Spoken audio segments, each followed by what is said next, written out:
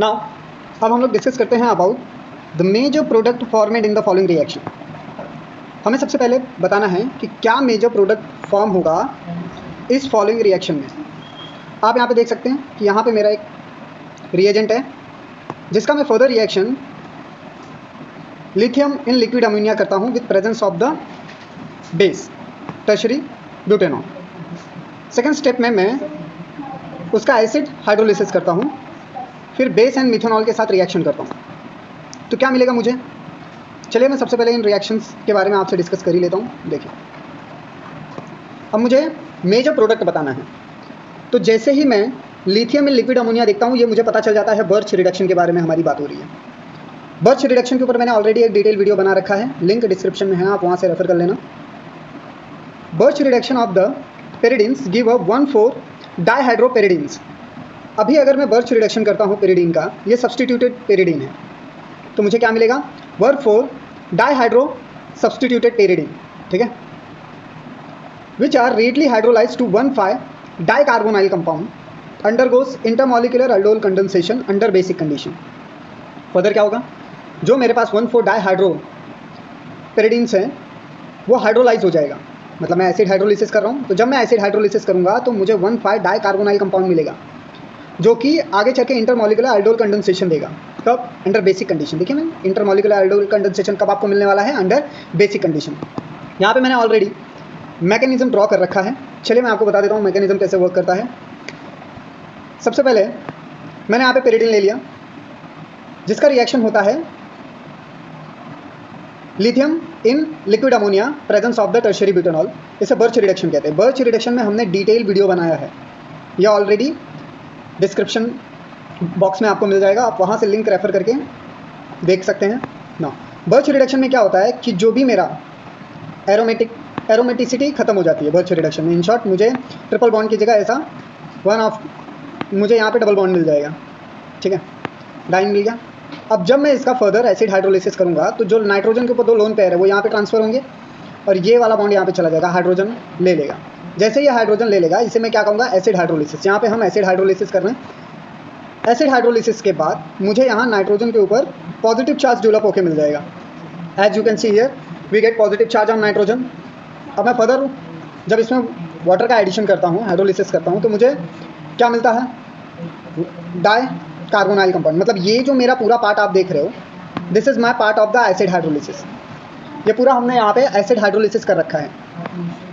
Finally जो मुझे मिलेगा वो क्या मिलेगा? That is 1,5 carbonyl compound. यही हमारा 1,5 डाई कार्बोनाइल कंपाउंड। मुझे यहाँ पे 1,5 डाई कार्बोनाइल कंपाउंड मिल गया। अब यहाँ पे फर्दर इंटरमॉलिक्यूलर कंडेंसेशन होगा इन प्रेजेंस ऑफ अ बेस। हमने यहाँ पे बेस ले लिया है। इंटरमॉलिक्यूलर कंडेंसेशन होने के बाद मुझे फाइनल प्रोडक्ट ये मिलेगा।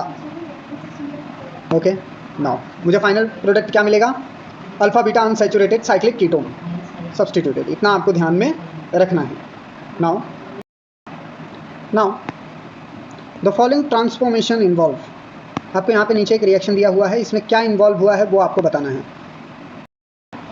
चलिए फिर मैं सबसे पहले देख लेता हूँ कि जो मेरे पास पेरिडीन 3 कार्बोएल्डिहाइड है वो रिएक्ट करता है 2-मिथाइल-1 मिथाइल अमीनो ब्यूट 3 इन 2-ऑल से in presence of H+ ion.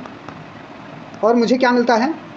1,1-मिथाइल-5 pyridine 3-आइल पैरोलिडीन 3-एल ethane 1-ऑन, ठीक है।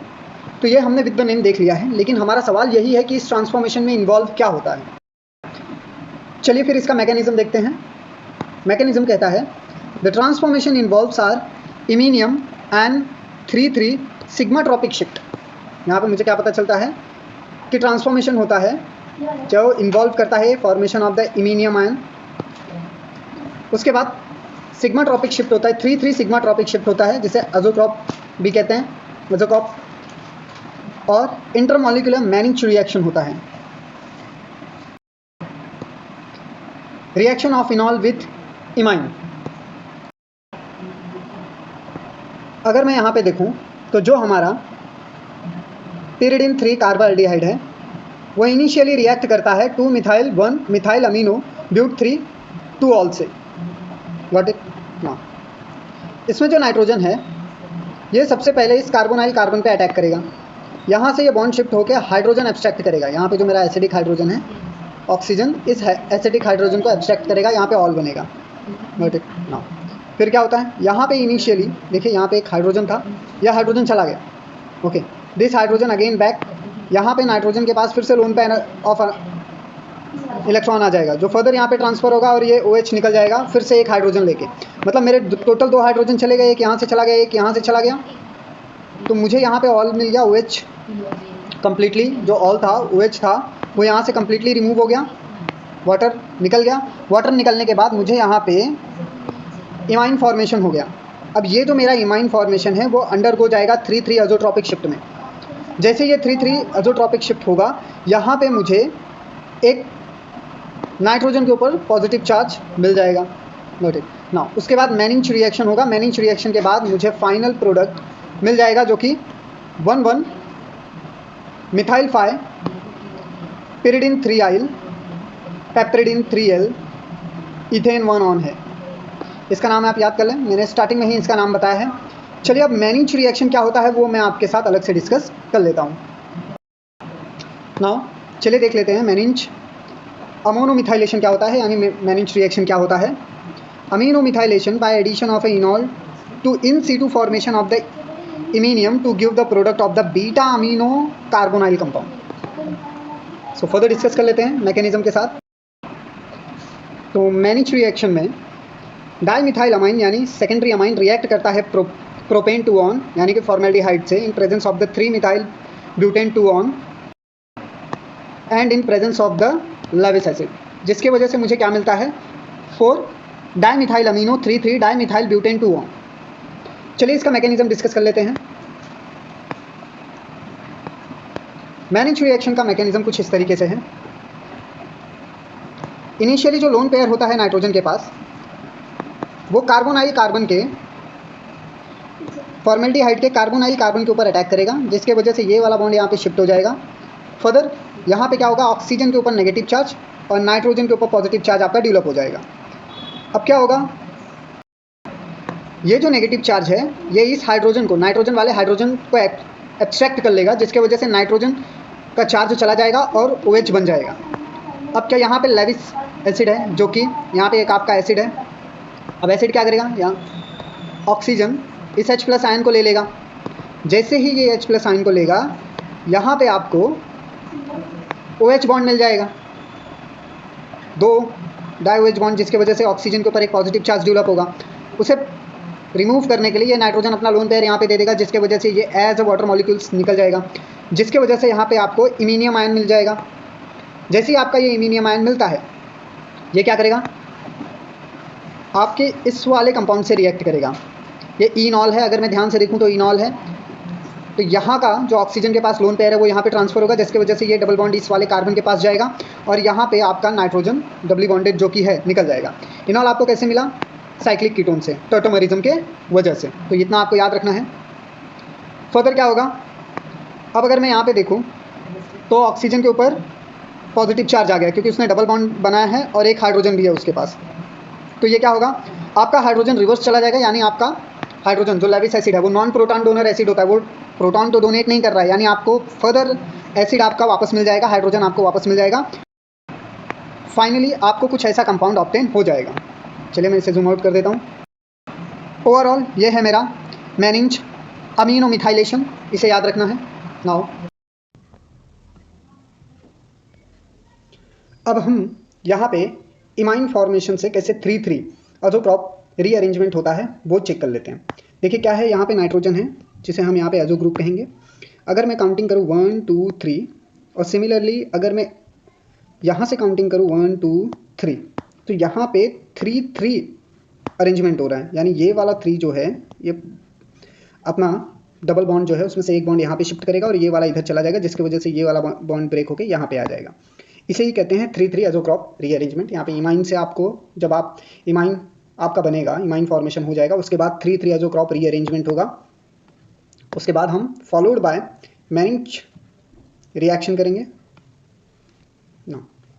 तो जब आप इसे मैनिंच रिएक्शन से फॉलो करोगे, अभी हमने डिस्कस किया कि क्या होता है मैनिंच रिएक्शन, उसके बाद मुझे मेरा ये फाइनल प्रोडक्ट ऑब्टेन हो जाएगा। Now our next question is among the following the correct statement for the reaction is.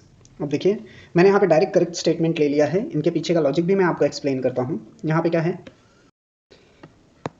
जब हमारा साइक्लोहेप्टेनॉन रिएक्ट करता है मिथाइल मैग्नीशियम ब्रोमाइड से in presence of solvent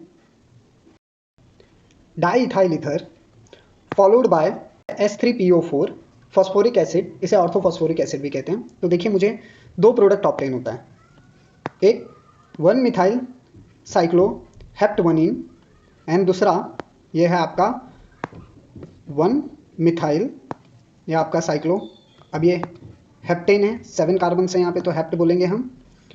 after that 1 इन, यहाँ पे आपको 1 की जगह पे इन भी मिल रहा है, तो इसका नेम हो गया 1 मिथाइल साइक्लोहेप्टवनीन। और दूसरा आपको प्रोडक्ट मिलेगा मिथाइलिडीन साइक्लोहेप्टेन, ये है आपका मिथाइलिडीन साइक्लोहेप्टेन। तो हमारा क्वेश्चन ये है कि which one is the major product. तो चलिए मैकेनिज्म से शुरू करते हैं।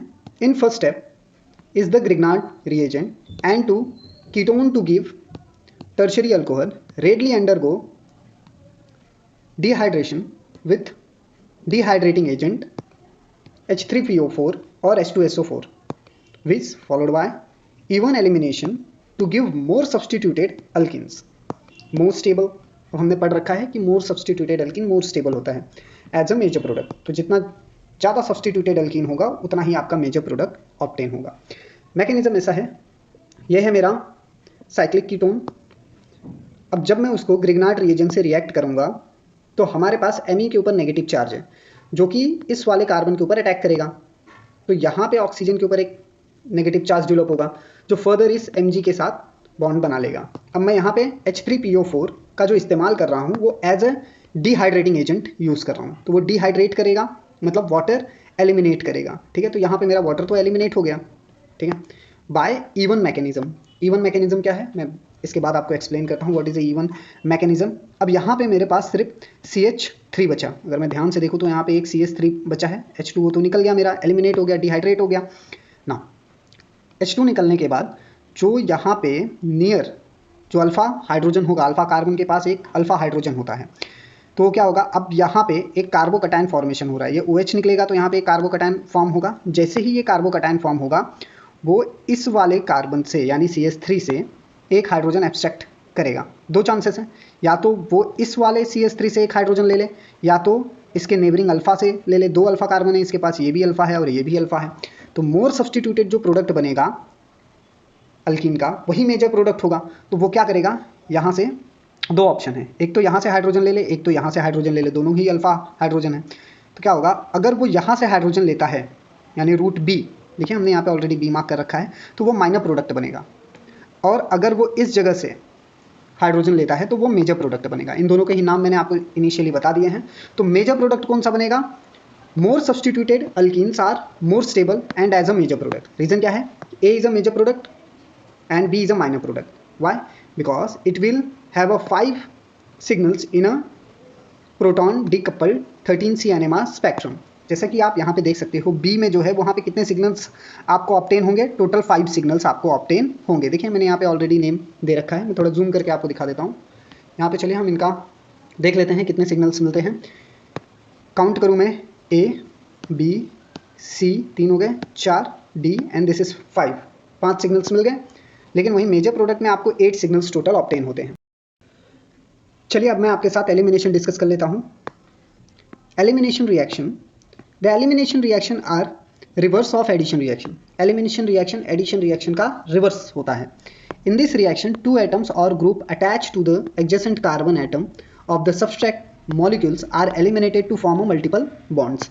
इस केस में क्या होता है कि जो रिएक्शन है उसमें अगर 2 या उससे ज़्यादा एटम्स अटैच हैं किसी एडजेसेंट कार्बन पे तो वहाँ पे सब्सट्रैक्ट होता है, मतलब वो निकल जाते हैं, एलिमिनेट हो जाते हैं और मल्टीपल बॉन्ड्स फॉर्म कर देते हैं।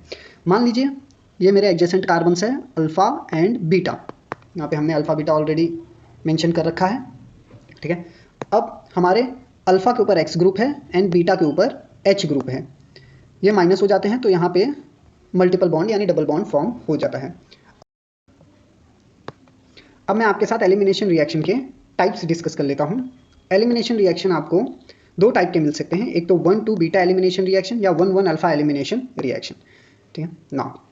अब अगर आपके पास 1,2 बीटा एलिमिनेशन रिएक्शन है तो उसके फर्दर 3 टाइप्स होते हैं, E1 elimination reaction, E2 elimination reaction और E1 CB elimination reaction. E1 elimination reaction आपके फर्दर 2 टाइप्स में क्लासीफाई होते हैं, या तो वो कार्बोकैटायन से होगा या साइक्लिक ट्रांजिशन स्टेट आपको देगा। फिलहाल हमें इस क्वेश्चन के लिए E1 एलिमिनेशन रिएक्शन की ज़रूरत है, तो हम E1 एलिमिनेशन को डिटेल में डिस्कस कर लेते हैं। सबसे पहले देख लेते हैं 1,1 अल्फा एलिमिनेशन रिएक्शन क्या होता है। When two groups atom are lost from the same carbon atom of the molecule, the elimination reaction is called 1,1 alpha elimination. जब आपका दो ग्रुप चला जाएगा, लॉस्ट हो जाएगा सेम कार्बन एटम से, किसी मॉलिक्यूल्स के सेम कार्बन एटम से ही दो ग्रुप आपके निकल गए, ऐसे एलिमिनेशन रिएक्शन को हम 1,1 एलिमिनेशन रिएक्शन कहते हैं। जैसे यहाँ पे देख लीजिए, मैंने क्लोरोफॉर्म ले रखा है और जब मैं उसे OH माइनस से रिएक्ट कराता हूँ तो यहाँ पे मुझे कार्बीन मिलता है।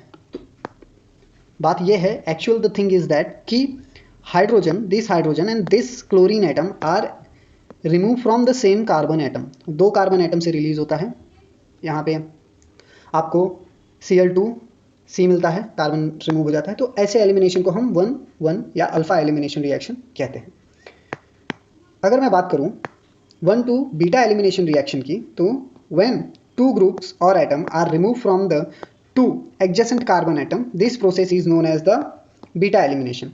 जब दो ग्रुप या एटम रिमूव हो एडजेसेंट, यानी आजू बाजू के दो जुड़े हुए कार्बन से ही अगर एटम या ग्रुप से रिमूव हो रहे हैं, ऐसे प्रोसेस को हम बीटा एलिमिनेशन कहते हैं। यहाँ पे एग्जांपल देखिए, यहाँ पे हमने ले लिया है प्रोपेन 1,2 डाइब्रोमीन। ओके, तो अब देखिए यहाँ पे क्या होता है, this is my adjacent 2 carbon.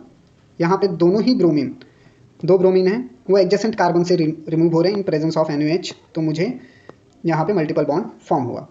Okay, तो ऐसे एलिमिनेशंस को हम 1,2 एलिमिनेशन कहते हैं। प्रोपीन मिल गया आपको।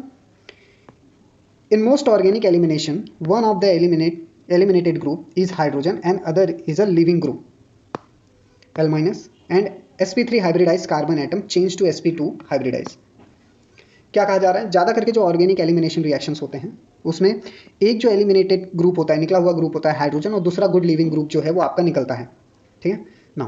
तो इस केस में क्या होता है, जो आपका sp3 हाइब्रिडाइज कार्बन एटम होता है वो sp2 हाइब्रिडाइज स्टेट में चला जाता है। जैसे कि यहाँ पे एग्जांपल ले लीजिए, यहाँ पे मेरे पास एक ग्रुप है, इसमें हाइड्रोजन एंड लिविंग ग्रुप है, ये दोनों रिमूव हो गए। अब यहाँ पे ये दोनों ही कार्बन मेरे sp3 हाइब्रिडाइज थे, लेकिन क्या हुआ, रिमूव होने के बाद लिविंग ग्रुप और हाइड्रोजन जाने के बाद ये sp2 हाइब्रिडाइज स्टेट में पहुँच गए।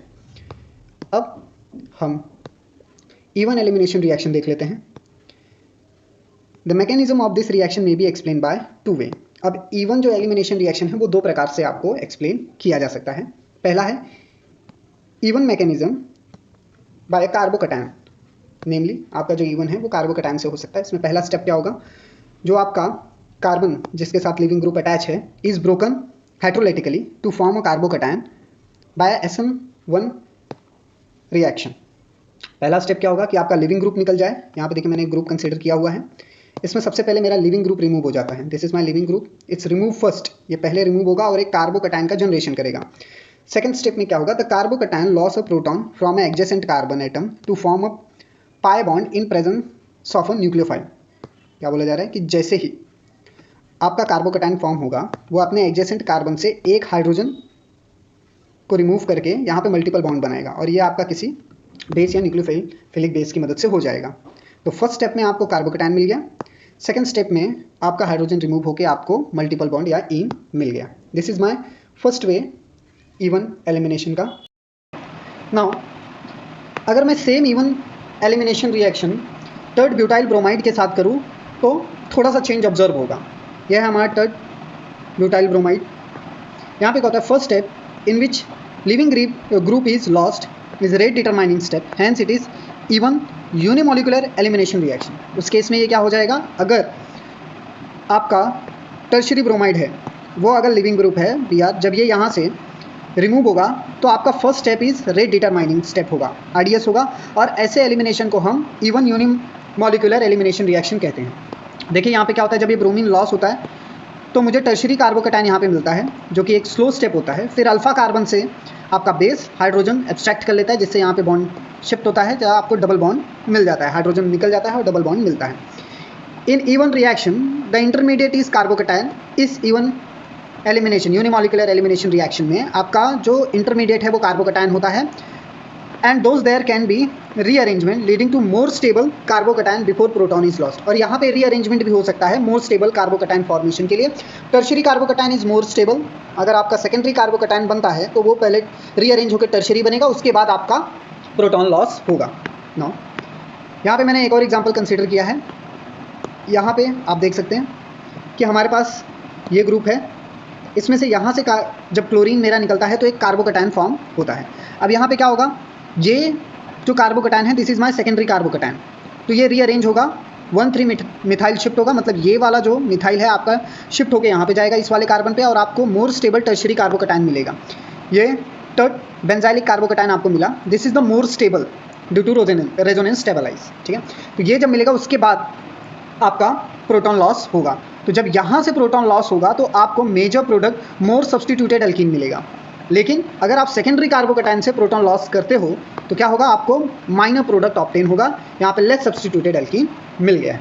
ओके, यहाँ पे एक और एग्जांपल है, इसे भी मैंने कंसीडर कर रखा है, इसे आप मुझे कमेंट सेक्शन में बता सकते हैं कि यहाँ पे क्या हुआ है। ओके, नाउ नोट, आप इसे नोट करके ले लें। When two elimination product can be formed, the major product is generally the one obtained by the following Setzeff rule. The hydrogen is removed from the beta carbon bonded to the fewest hydrogen.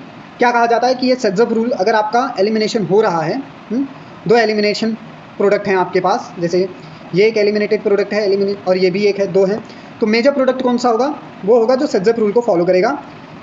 Hydrogen remove होगा beta carbon bonded to the fewest hydrogen, hydrogen वहाँ से जाएगा जहाँ पे कम hydrogen हो। यहाँ पे आप देख सकते हैं, एक और एग्जांपल मैंने कंसीडर कर रखा है। यहाँ पे आपका जो क्लोरीन है वो सेकंड वाले कार्बन पे है, जैसे ये वाटर से रिएक्ट होगा आपको 2 methyl 2 butene as a major product मिलेगा और 2 मिथाइल 1 ब्यूटीन आपको माइनर प्रोडक्ट मिलेगा। नाउ अब हम E one mechanism by cyclic transition state से डिस्कस करेंगे। In this process cyclic transition state and product cis product, इसमें मेनली आपको सिस प्रोडक्ट ट्रांजिशन मिलेगा। ये आपका ईस्टर है, यहाँ पे देखिए ट्रांजिशन हो रहा है, साइक्लिक ट्रांजिशन हो रहा है। वाटर के पास ऑक्सीजन के पास लोन पेयर ऑफ इलेक्ट्रॉन होता है, वो इस हाइड्रोजन को लेगा, जहाँ पे ये बॉन्ड आपका यहाँ पे शिफ्ट हो जाएगा और इथर वाले का जो ऑक्सीजन है वो बॉन्ड यहाँ पे शिफ्ट होगा। तो आपको साइक्लिक ट्रांजिशन स्टेट मिल गया और आपका जो प्रोडक्ट होगा वो मेनली सिस होगा।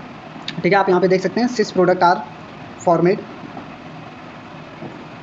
नाउ अगर आपका जेंथेट है, यहाँ पे अगर आपके पास सल्फर है, सल्फर के पास भी लोन पेयर ऑफ इलेक्ट्रॉन्स होते हैं, वो ये हाइड्रोजन को लेगा, हाइड्रोजन वाला बॉन्ड यहाँ पे शिफ्ट होगा, ये यहाँ पे जाएगा और आपको साइक्लिक ट्रांजिशन स्टेट देखने के लिए मिलेगा, जिसमें आपको मेजर प्रोडक्ट एज अ सिस मिलेगा। ये आपका साइक्लिक ट्रांजिशन स्टेट में आता है। नाउ यहाँ पे एलिमिनेशन हमारा खत्म होता है।